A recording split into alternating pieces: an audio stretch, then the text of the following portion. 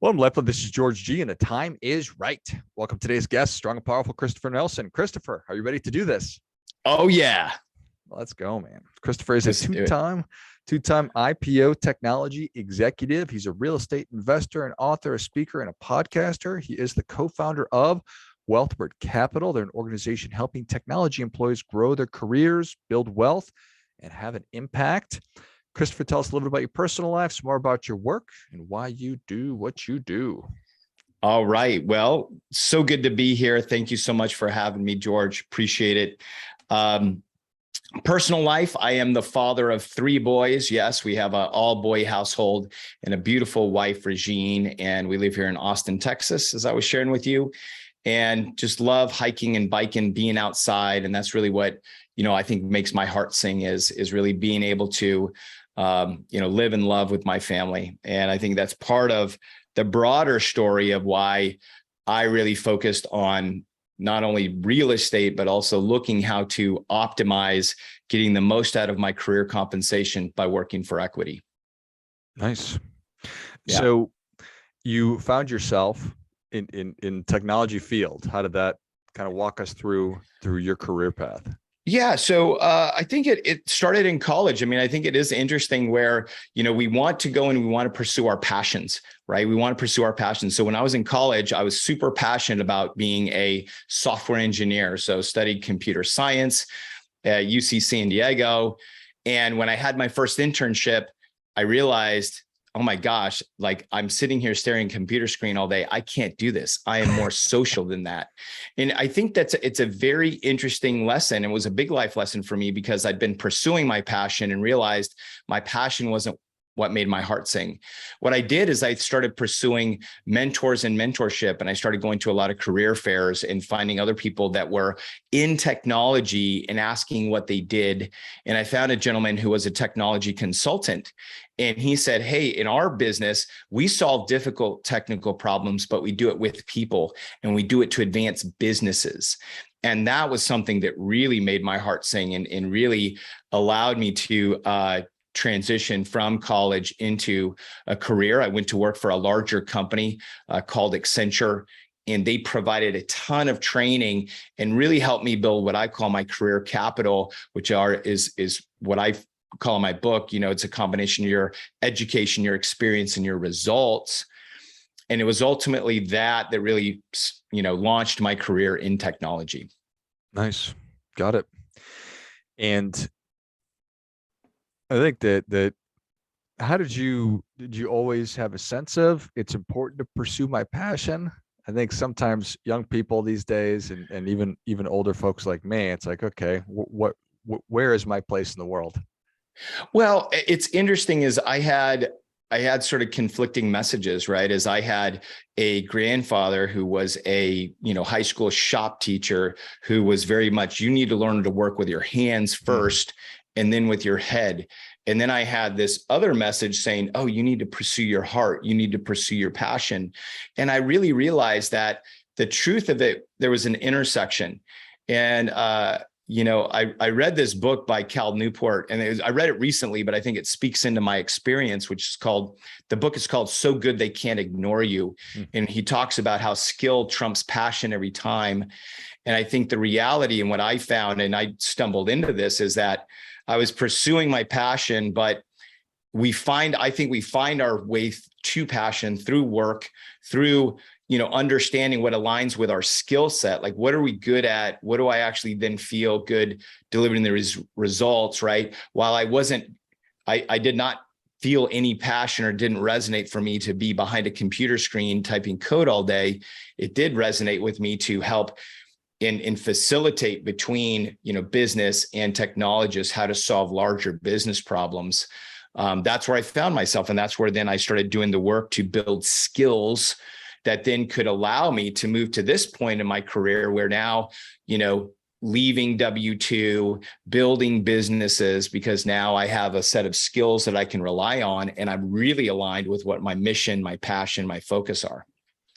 So those early days, and I always respect and commend people for being as proactive as you were, recognizing, okay, maybe I'm in a spot where this isn't awesome. I wonder if there's other human beings that have ever been through this too. And let me go seek them out and ask them questions. And it sounds like how you got on the path that you're on. Do you have is a desire to like pay it forward, pay it back, that you work so hard to, for lack of a better term, mentor others? It's definitely to a bit of both, to pay it back. I mean, I feel that I was taught by my grandfather was a phenomenal mentor to me and showed me a lot of things. And I think that as I look around, I see that some people haven't had that example. They don't understand that. And I think that they need to see it, because it is an ability to truly advance your career. So I think in respect to him, and then, the one thing is, I do have a heart of a servant leader, right? I do want to serve. And what I've seen, especially in technology, is that so many people in that field are passionate about what they do, love the impact that it makes in the world around us, solving very hard and difficult problems. But the lifestyle can really grind on them, and they don't always have their heads up to how do they make this better for themselves. So honestly, I'm looking back at my people and I want to help them, grow their careers, build wealth, make an impact, live sustainably. Some of these things that, I had to really fight for, I want to turn around and give that back to my community, because my belief is that if technology employees were financially independent, had more sustainable lifestyle, they would solve some of the world's biggest problems. Yeah, well, I think that's an awesome belief. And it certainly proved out. Technology is obviously making our lives so much better and connecting and doing these things.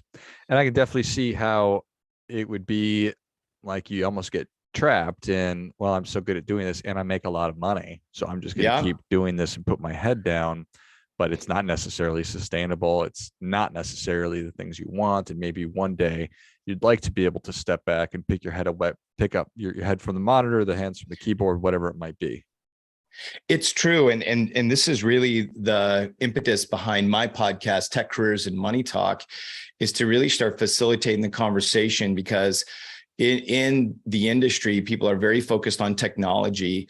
It's a very fast lifestyle, and it's a 24/7. You're plugged into the matrix. You're getting all of the sensory overload. And because we don't have the conversation, we as a community are very bad about talking of tech and money. How does it come together? How do you plan for a sustainable lifestyle? How do you plan for what comes after tech?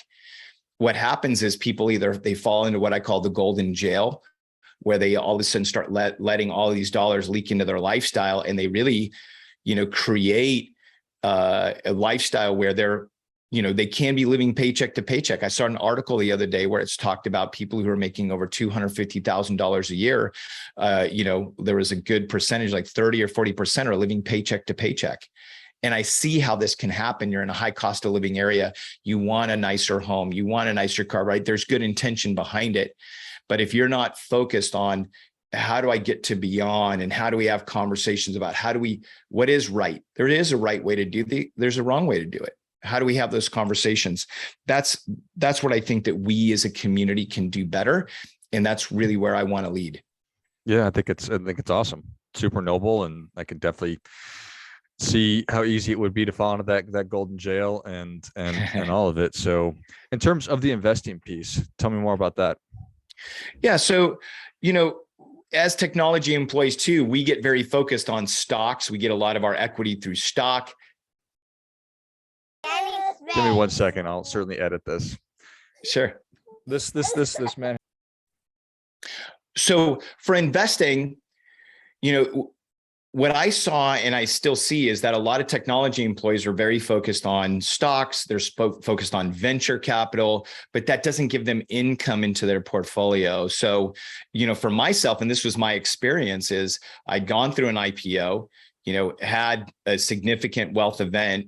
And then it was, I want to do this with my dollars. As I was working in that direction, and there is a group of people that I would meet with regularly talking about career and money. At one point, they raised their hand and said, help us out. We want in. And so this is really sort of a pivotal point for myself, because they were asking, for help investing, and, light bulbs started going off that, investing in real estate is very important for people to create financial independence, passive income. So stood up Wealthward Capital in we did our first JV is 5 years this August. And then it was in 2018, January, that we created Wealthward Capital to really help technology employees see what a good real estate investment looks like. They can participate. And then we also do education as well. Nice. It strikes me that that's such a great way to describe it, to see what a good, successful deal looks like. Because if I were just to say, okay, I guess I want to start investing in real estate, there's a big gap in between that conversation and actually doing it. It really is. And this is where I truly walk people through from my experiences. Here's what I learned. I got the terms, I learned the math. Now here I started looking at what deals, what investments look like. Here's how you walk it through, and really try to walk people down and then get them to participate, because I do believe that the best way to learn is when you do have some skin in the game and you're monitoring and managing your investment. And then you start seeing the checks coming in, you understand what a good, communicative, transparent operator looks like. And then you can go and rinse and repeat yourself. Nice. Yeah. So did you start out thinking we're going to niche this just towards technology employees? Or did you say, well, that's not big enough, or is that perfect? Yeah. That's actually a very intuitive question, because originally I was, we're doing it for, busy professionals. And I realized it didn't resonate with anyone. And I had to have that moment to say, well, wait, who am I really serving? And then, talking. And again, I found another, mentor as far as personal brand and marketing. And they said, you have an audience, you have people that you're speaking into, that you also, that's your story. And so I pivoted then to, technology employees. And now literally in the last 6 months, it's really financially focused technology employees. Like let's go down another level, because I know there's a lot of technology employees that, may be in golden jail and happy to be there. Right. But I want the ones that are really focused on their finances so that we can get into deeper conversations. I love it. It makes a ton of sense. So again, benefiting from a mentor to be able to sort of just, I don't know if nudge is the right term or not, but just give you some of the feedback. Yeah. This mentor is not a nudger. He's this is crap. You need to start looking over here. Yeah. Got it. Good guy. Yeah. It's interesting that, I think the mentors that are willing to give you that direct, honest feedback and tell you that you have, an ugly baby, it's so important, and I thrive on that, really. Yeah. Certainly save you a ton of time and maybe just result in your success or your ultimate sort of not working. Right. And I think I've come to learn over the years that if I can, have my ego in the back seat and really just listen with humility and understand what's the message, what do I take away, having confidence in my own work and knowing, okay, what's good, but hearing what's the message, with that filter, it's just allowed me to, I think, really accelerate my growth in some areas. For sure. And I imagine that when you are interfacing with people that are either finding you and interested in learning about career development or they're interested in helping to become just get some financial freedom, all of that, because of your background, they see, oh, this guy actually did it. He was, did all these roles, had the success.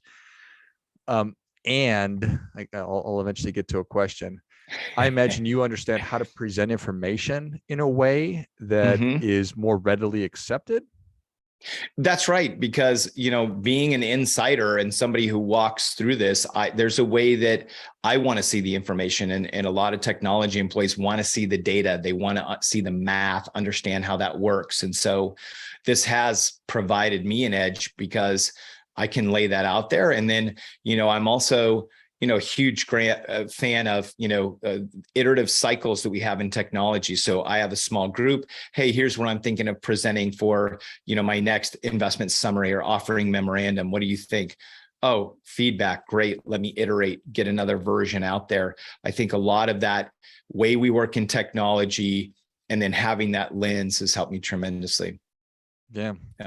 What's I'm 1,000% confident it was not easy to all of a sudden set up a fund. And I believe that you have several of them. Now, going through this whole process of starting that and putting it out of the world, what are some of the big takeaways, surprises?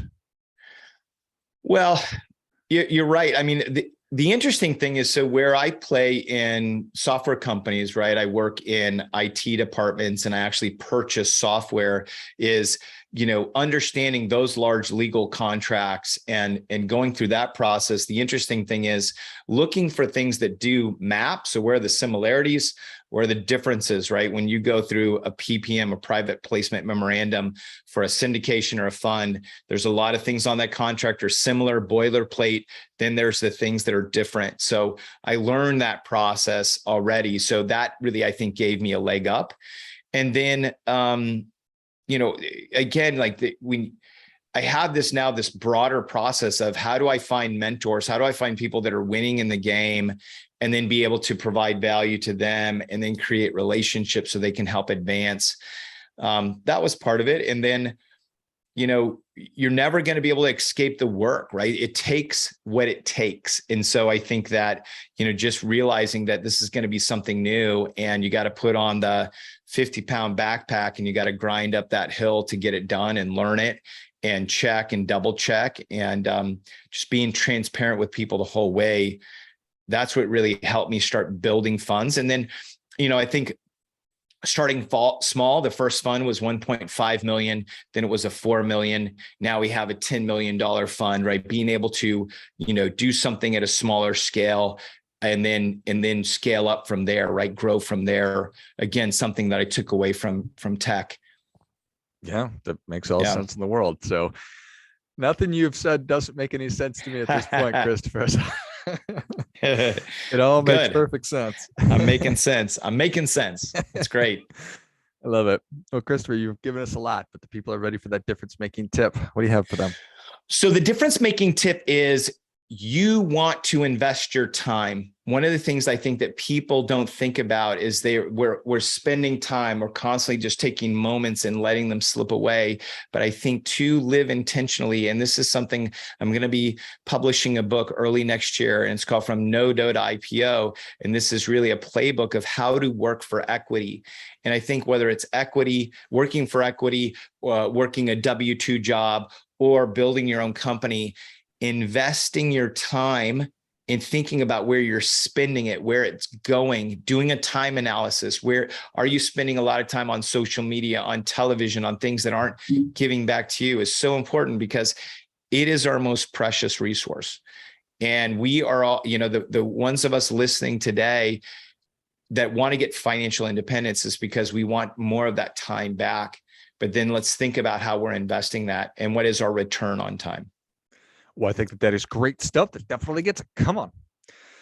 So easy to waste time, Christopher. And certainly I'm guilty of that. But going back to Cal Newport too, on top of become undeniable or be so good they can't ignore you. He's also that proponent of deep work. And yes, it's a human thing to waste time. And if we're not careful, we waste half of it. Truly. So love it.